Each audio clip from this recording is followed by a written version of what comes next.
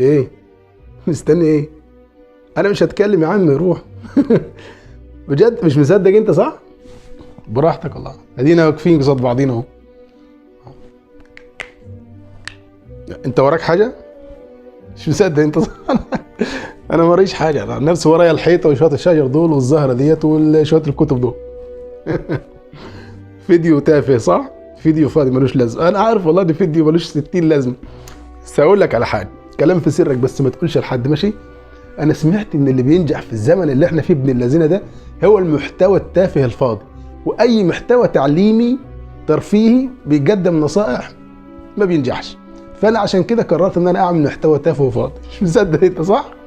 والله لو مش مصدقني روح خش على التيك توك وانت تلاقي فيديوهات ملهاش 60,000 لازمه وجايبه كمان ملايين المشاهدات. ولا استنى ما تروحش تتغلب بنفسك، شوف كده الراجل ده، وانا اسف ان انا نسبته للرجاله، يا ريت الرجاله تسامحني. شوف كده اول ما سحبت حزامي بقوا يتنططوا قدامي، وفي واحده من البلكونه عماله بتقول في حرامي علق كماشه مظلوم يا سعاده البلد. ولا شوف ده كمان كده، هالفرصة دقات لقلبي عم حسها، لك يمكن أنا عشقان.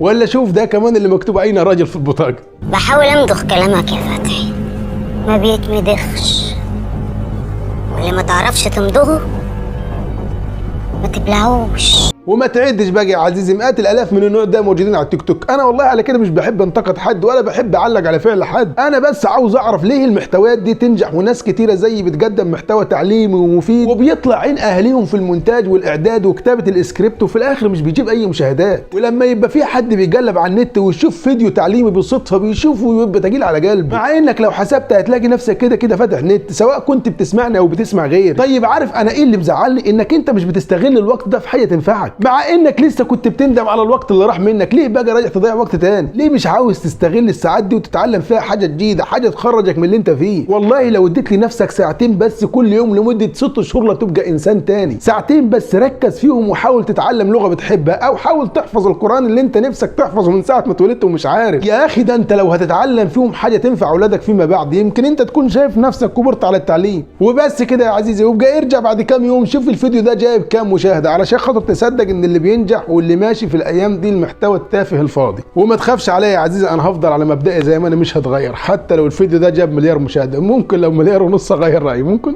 تصدق ممكن.